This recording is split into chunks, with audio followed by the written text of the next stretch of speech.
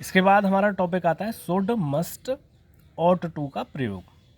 हम should, must, ought to का प्रयोग हिंदी ट्रांसलेशन में कैसे करेंगे तो देखते हैं। तो इन तीनों का अर्थ होता है, इन तीनों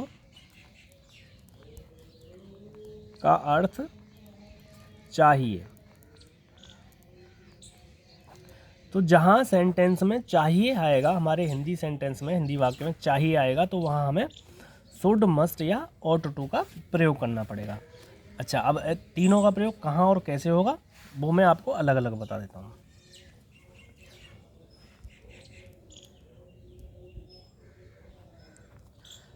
शुड का प्रयोग, शुड का प्रयोग हम यूज करेंगे वाक्य में जब सुझाव दिया हो,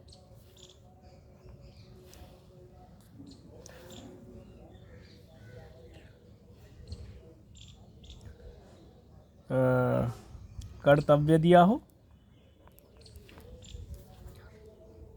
और उपदेश दिया हो। तो इन तीन, ये जब तीन चीज़ें आती हैं तो वहाँ हम शुड का प्रयोग करते हैं चाहिए के लिए। अच्छा, मस्ट का प्रयोग,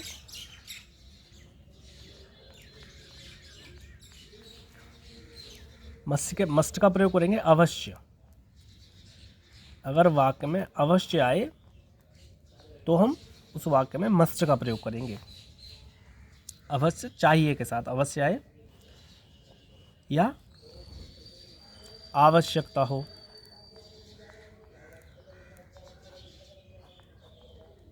आवश्यकता हो या निषेध हो।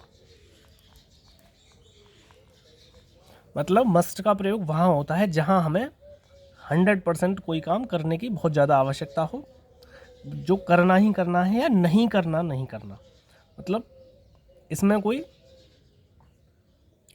आगे पीछे नहीं होता, कोई काम करना है तो करना है, नहीं करना तो नहीं करना। तो ऐसी कंडीशन में अवश्य आता है, आवश्यकता होती है और निषेध होता है। तो इस कंडीशन में हम मस्ट का प्रयोग करते हैं। अच्छा, ought to का प्रयोग कहाँ करते हैं?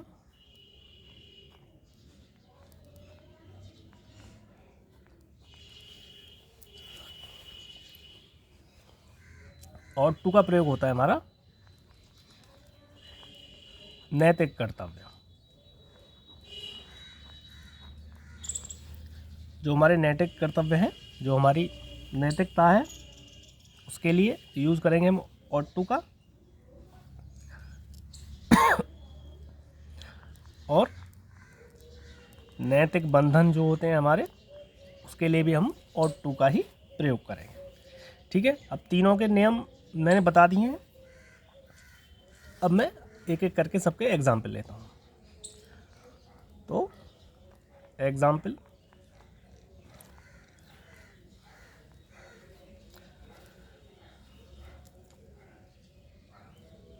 तुम्हें मेरे पास प्रतिदिन आना चाहिए। चाहिए वर्ड आ रहा है तो इन तीनों में से प्रयोग होगा। अब वाक्य देखते हैं, तुम्हें मेरे पास प्रतिदिन आना चाहिए। तो इसमें क्या क्या चीज़ दर्शा रहा है? इसमें सुझाव आ रहा है, सुझाव दिया जा रहा है तुम्हें कि मेरे पास प्रतिदिन आना चाहिए। तो सुझाव के लिए क्या यूज़ करते हैं हम? शुड। तो कैसे बनाएंगे? सबसे पहले कर्ता यू, उसके बाद शुड, उसके बाद क्रिया, क्रिया का मतलब आना, आना, आना के लिए क्या यूज़ करते हैं? कम। उसके बाद क्या? मेरे पास, मेरे पास के लिए हम यूज़ करते हैं टू मी। प्रतिदिन, प्रतिदिन का मतलब डेली। तो you should come to me daily, तुम्हें मेरे पास प्रतिदिन आना चाहिए। तो इसमें सुझाव दर्शा रहा था, तो हमने शुड का प्रयोग किया चाहिए के लिए। ठीक है, एक और एग्जाम्पल लेते हैं। उसे गरीबों की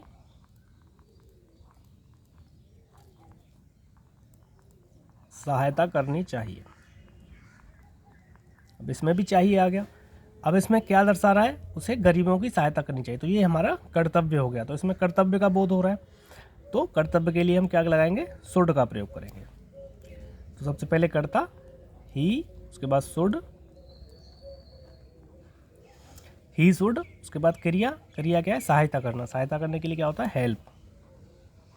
ही शुड हेल्प गरीब, गरीब के लिए द पुअर, तो he should help the poor, तो उसे गरीबों की सहायता करनी चाहिए। ठीक है, अब एक और एग्जाम्पल लेते हैं।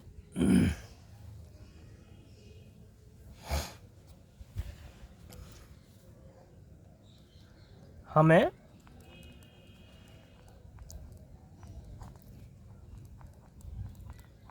सत्य बोलना चाहिए, हमें सत्य बोलना चाहिए, तो ये उपदेश हो गया। अब उपदेश हो गया तो क्या, शुड का प्रयोग होगा। तो सबसे पहले कर्ता वी शुड, अब बोलने के लिए क्या आता है, स्पीक, स्पीक द, सत्य के लिए truth, we should speak the truth, हमें सत्य बोलना चाहिए। ठीक है, अब एक और एग्जाम्पल लेते हैं।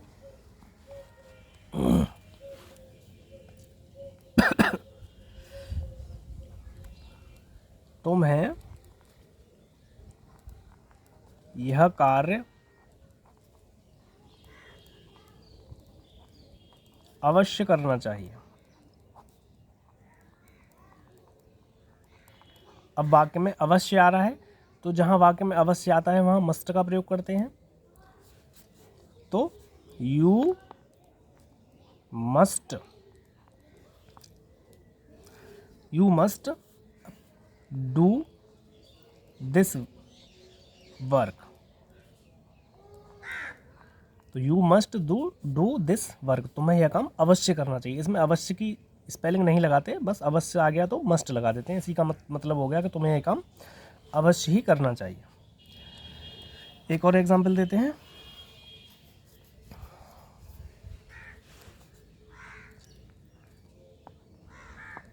तुम्हें समय पर स्कूल पहुंचना चाहिए,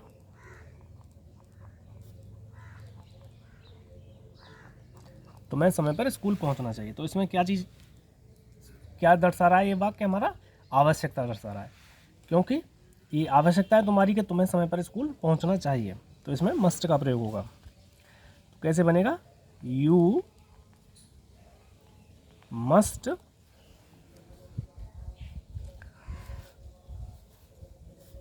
पहुंचने के लिए रीच, कहाँ पहुंचना है, स्कूल, रीच स्कूल।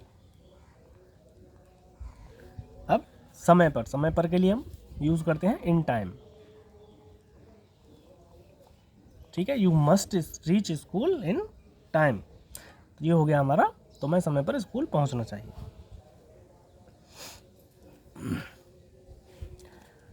अब एक और एग्जांपल ले लेते हैं मस्ट का ही। उसे बिना अनुमति के नहीं जाना चाहिए। अब इसमें निषेध प्रकट हो रहा है, नहीं आ गया, निषेध के लिए हम मस्ट का प्रयोग करते हैं। तो कैसे बनाएंगे, ही मस्ट, मस्ट के बाद not, he must not go, अब बिना अनुमति के, तो बिना अनुमति का क्या होगा, विदाउट परमिशन, बिना के लिए हम यूज करते हैं विदाउट, और अनुमति की हो गई परमिशन।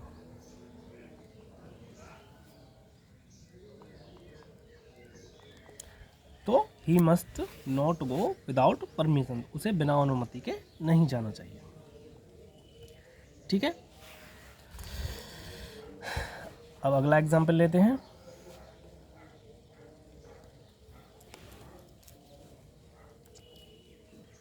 हमें अपने गुरुओं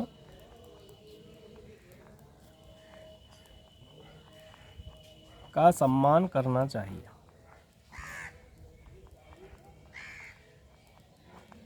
हमें अपने गुरुओं का सम्मान करना चाहिए। तो इसमें क्या चीज़ प्रकट हो रही है? इसमें हमारा नैतिक कर्तव्य प्रकट हो रहा है कि हमें अपने गुरुओं का सम्मान करना चाहिए। तो ये नैतिक कर्तव्य है, तो नैतिक कर्तव्य जहाँ आता है वहाँ यूज करते हैं हम ought to का। ठीक है, चाहिए के लिए ought to का प्रयोग करेंगे। तो कैसे बनाएंगे? We ought to। ठीक है, वी ought to। अब सम्मान, गुरुओं का सम्मान, सम्मान के लिए क्या आता है? Serve, serve our teachers. हमें अपने गुरुओं का सम्मान करना चाहिए। तो we ought to serve our teachers. ठीक है, एक और एग्जाम्पल लेते हैं। हमें अपने देश से प्रेम करना चाहिए। हमें अपने देश से प्रेम करना चाहिए। तो इसमें क्या है? नैतिक बंधन हो गया भाई, हमें अपने देश से प्रेम करना है। तो ये भी एक तरह का नैतिक कर्तव्य, नैतिक बंधन के अंतर्गत आता है। तो इसमें हम ought to का प्रयोग करेंगे। तो इसको कैसे बनाएंगे? We ought to love our country. ठीक है, तो ये हमारा प्रयोग था शुड, मस्ट और ought to का। तो आशा करता हूँ आपको समझ में आ गया होगा। फिर भी ना समझ में आया हो तो मुझे कमेंट में बताएं। तो ये हिंदी ट्रांसलेशन के बहुत ही छोटे छोटे टॉपिक हैं, लेकिन बहुत ही इम्पोर्टेंट टॉपिक हैं, तो इनको देख लीजिए। तो ये टॉपिक यहीं ख़त्म होता है, चलेंगे अगले टॉपिक की ओर।